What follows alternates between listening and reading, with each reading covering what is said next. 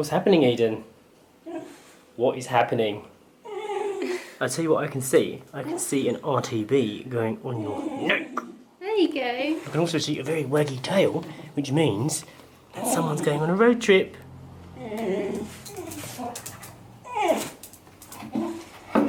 We are packing up to leave Koh Phangan, and we are going to go to our favourite coffee shop on the island so far, which was called 100 Islands. You've seen us there a few times. It became our regular, didn't it, Sash? Yes. The coffee was just too good and the cakes were really good. I'm not going to have a cake, but it's too early. But we're going to go there one more time before we leave the island. We're just checking out of the room, but I don't think we actually showed it properly. It's not that big. It was about 680 baht per night, I think. And it said pet friendly on booking.com, but to be honest, I don't think they are very pet friendly. I don't think I'd bring Eden back here again. It's a very basic room, very no frills. You don't get a fridge or anything like that. No fan. No. The bathroom is one of those bathrooms where you can't go in there without everything getting wet if you have a shower. It's just a wet room, so the toilet gets soaked and that kind of thing. On the bottom floor, there's no view out the window, but if you were on the second and third floor, which are the same price, you can see a few of the mountains, but nothing special. But anyway, it's clean and, you know, we've got good sleep, I guess, so yeah. It served its purpose. 600 and something baht per night, quite cheap. Anyway, time to go.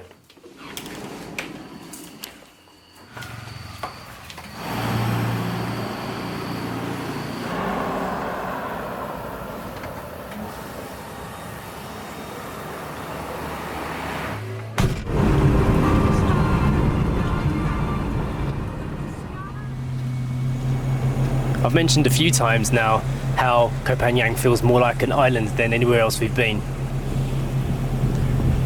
The streets are quieter, lots of coconut trees around. It has that high North Thailand feel.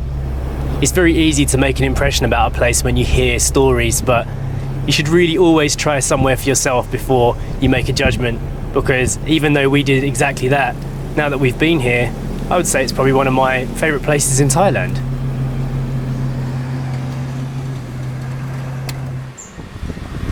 Smaller shops, smaller cafes, laundry and gasoline on sale on the streets.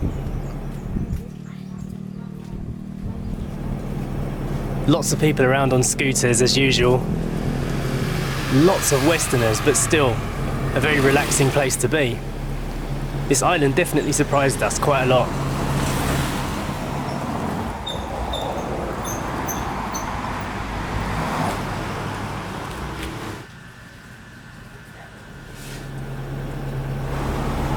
Of course, we found a favourite coffee shop to go to, 100 Islands.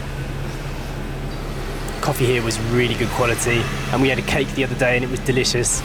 Plus, Eden can sit with us, and anywhere that's pet friendly has a bonus in my book.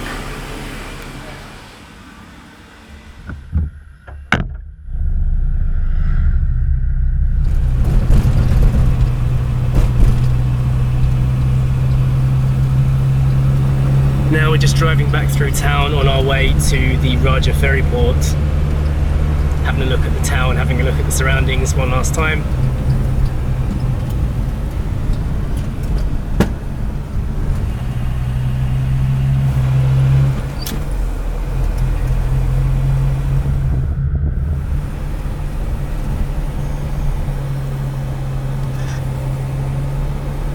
And I'm about to go and see if I can buy a ticket so we can jump on the ferry and not miss the boat, because they come every 2 hours here and not every 1 hour like the Samui boat, so I don't want to miss it. I'm going to go and see if I can get the ticket now.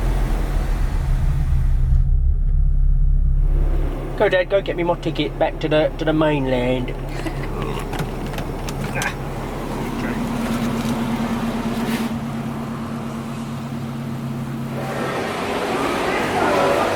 I think I'm at the wrong ferry port. This is pier number 1 and they don't do cars from here, so I'm gonna drive over to pier number 2 and see when the boat's gonna leave, because I don't want to miss it.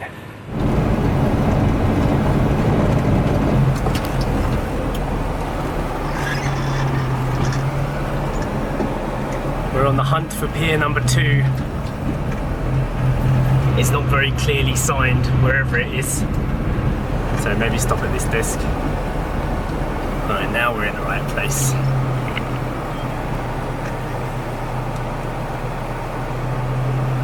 The boat doesn't leave until 1 o'clock, so we have to sit here for a while.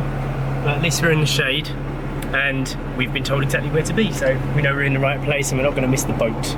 I've just realised we haven't actually said what we're doing today.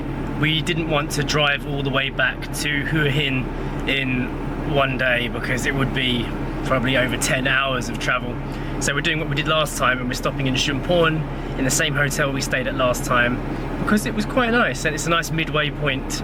It's probably the only midway point actually. Stop and have some rest, have some dinner, and then we'll head back the next day, break up the journey.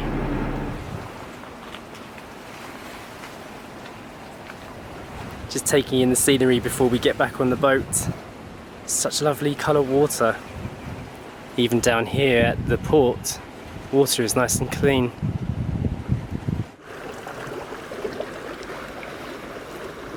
If I had to choose an island to live so far from the places we've been to, this would definitely be my top choice. I've really enjoyed it here. Saying that though, I did read somewhere that the population of the island is about 60,000 or something, and the population of tourists in the high season is triple that. So that's why you see so many Westerners here. It's probably like 2 to 1 when it comes to locals versus people visiting. It's crazy.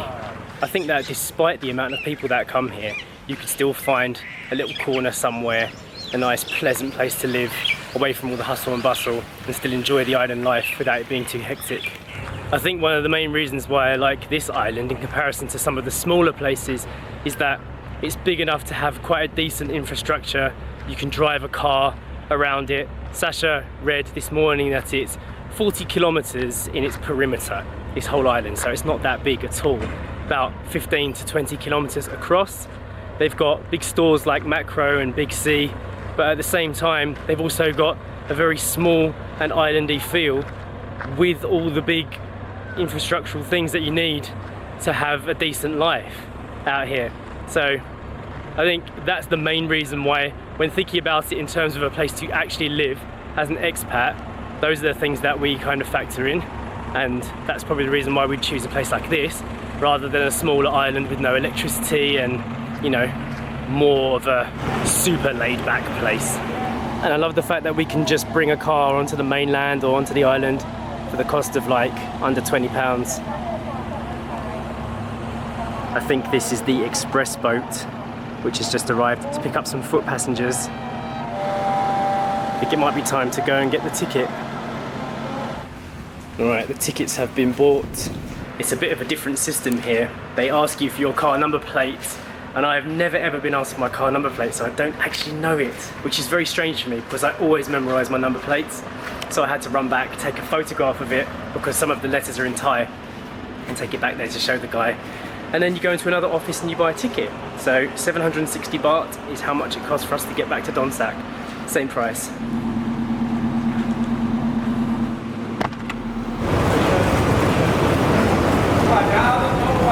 Hello. Come.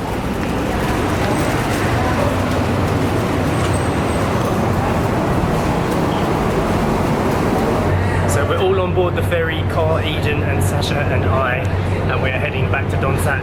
We've got a lot of driving to do when we get to the other side. So we're going to have our sandwiches that we bought from the cafe.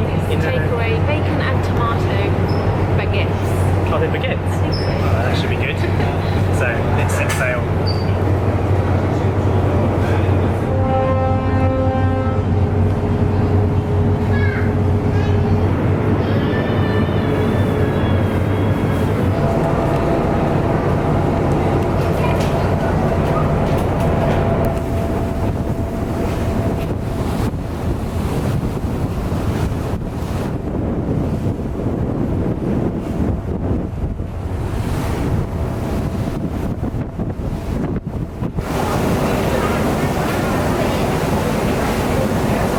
Almost arrived at Donsak.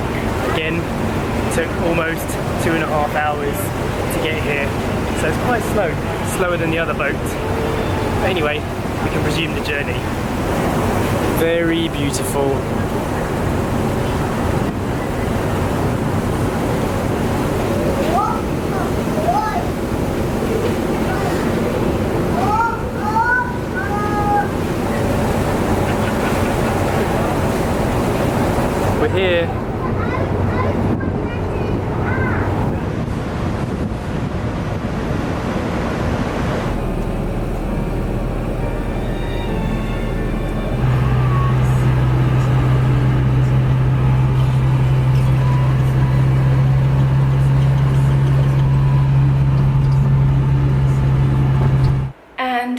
hours later, we are in the hotel room.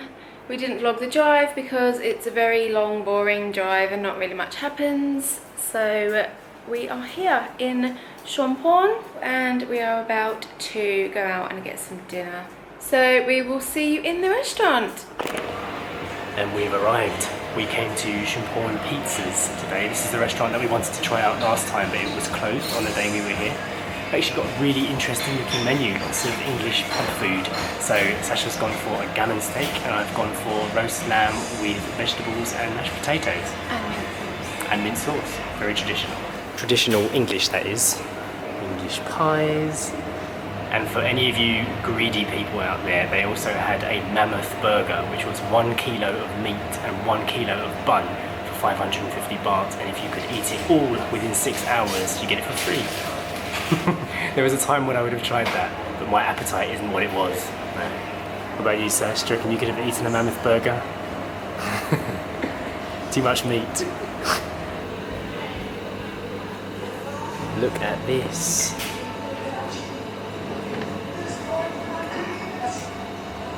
That does look good too. It has been a very long time since I've had a roast dinner. How about yours, Sash? Wow, look at that. It's good. That is chunky. Proper gammon. Enjoy. No, never. And we both enjoyed our food so much we forgot to finish vlogging in the restaurant. But the meal was delicious and it came to 460 baht in total. Just 260 baht for my lamb roast and 150 for Sasha's gammon and mash. So very reasonable and very English, but it was a nice change for us to have that here in Thailand, first time. Tomorrow we are continuing the long journey back home, but we're going to stop off somewhere nice for lunch, I think.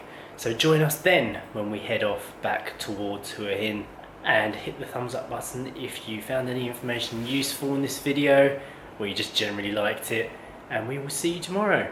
Bye. Well, I must say, I'm very exhausted after my long day driving. You didn't do any driving. No, but I was in the back of the car, enjoying the drive. And you found that exhausting? Yes. I'm just gonna go for a little wander.